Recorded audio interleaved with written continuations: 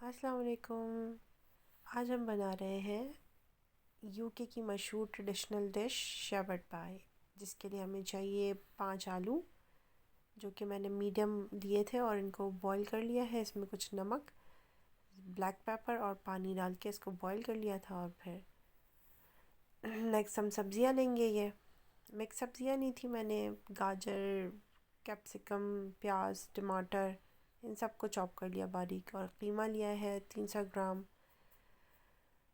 پھر جناب یہ ہمارے بوائل ہو گئے تھے آلو، تو اس کو ہم لیٹر آن تھوڑا سا اس کو ٹھنڈا ہونے کے بعد میش کر دیں گے۔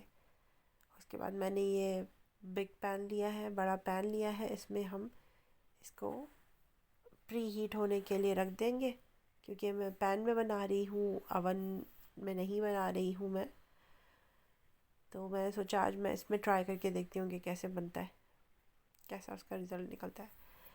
اور پھر میں نے یہاں پر ایک پین میں ادرک لہسن لے لیا ہے۔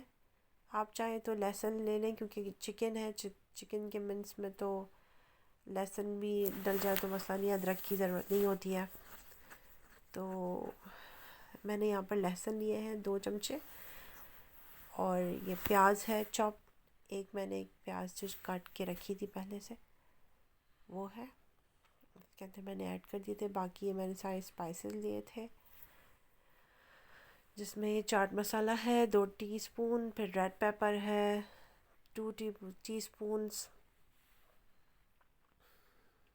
تو کالی مرچیں بھی میں نے اس میں لی ہیں، اور نمک ہے، گرم مسالہ ہے، مکس ہربز ہیں، ان سب کو میں نے ایڈ کر دیا ہے اس میں قیمے میں۔ ٹماٹر، پیاز سب ڈال کے مکس کر کے اس کو ڈھک کے رکھ دیا۔ اس کے بعد یہ میش پوٹیٹوز ہم کریں گے اچھی طریقے سے، بوائل ہوا ہوا تو ہے، تھوڑا نمک ڈالا، اور پھر اس میں تھوڑا بٹر ڈالیں گے ہم، تقریباً 1 چمچے کے قریب، 1 ٹیبل اسپون ہے یہ، اور اس کو صحیح سے مکس کر لیں گے۔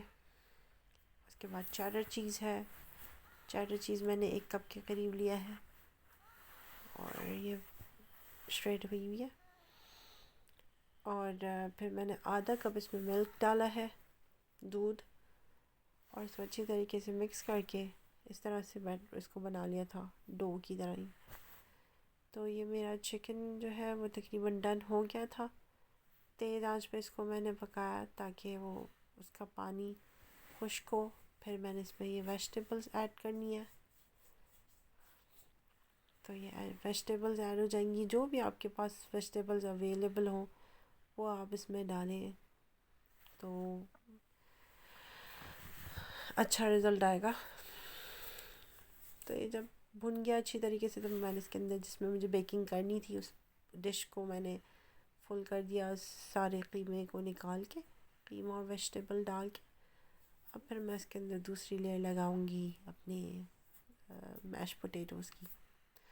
بہت آسان ریسیپی تھی، میں نے پہلی دفعہ ٹرائی کیا تھا اور میرا بہت اچھا تجربہ رہا۔ بس یہ کہ لکس اتنی کوئی اچھی خاص نہیں آئی ہے، لیکن میرا دل بڑا چاہ رہا تھا کافی ٹائم سے ایک بنانے کا، کھانے کا، تو اس وجہ سے میں نے بنایا، اور فرسٹ ٹائم کا میرا ایکسپیرینس بہت زبردست رہا، کیونکہ اس کا ٹیسٹ بہت اچھا تھا۔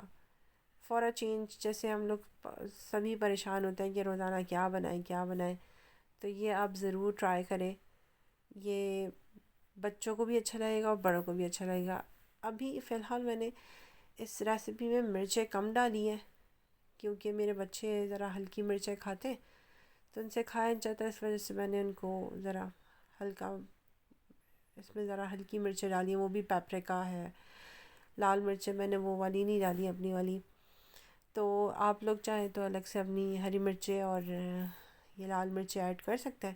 میں نے جب کھایا تھا تو پھر میں نے اوپر سے چلی فلیکس اور ڈال کے کھایا تھا، اور اپنے ہسبینڈ کو بھی میں نے جو دیا لنچ میں لے جانے کے لیے، تو پھر اس کے اندر میں نے سوس ڈال دیا تھا۔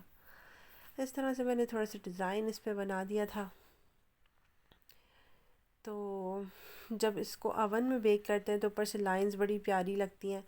میں نے تو کیونکہ اس کو پین میں کیا ہے بیک، تو یہ کہ اتنا اچھا کوئی اوپر سے لک نہیں آیا، لیکن اس کو کھانے میں یہ ٹیسٹ وائز بہت مزے کا تھا. آپ لوگ ضرور ٹرائی کریں، بہت مزے کا ہے. اچھا ایکسپیرینس رہا میرا یہ بنانے کا. بچوں نے بھی بڑے شوق سے کھایا اور بڑوں کا بھی پسندیدہ ہوگا انشاءاللہ. آپ لوگ ٹرائی کریں اور بتائیں مجھے کہ آپ لوگوں نے اگر ٹرائی کیا تو کیسا رہا. اور بہت شکریہ آپ لوگوں نے میری یہ ویڈیو دیکھی. تو پھر ملتے ہیں نیکسٹ ویڈیو میں کسی اچھی مزیدار سی ریسیپی کے ساتھ. اپنا آپ لوگ سب بہت زیادہ خیال کریں اور دعاؤں میں یاد رکھیں. پھر ملتے ہیں. اللہ حافظ.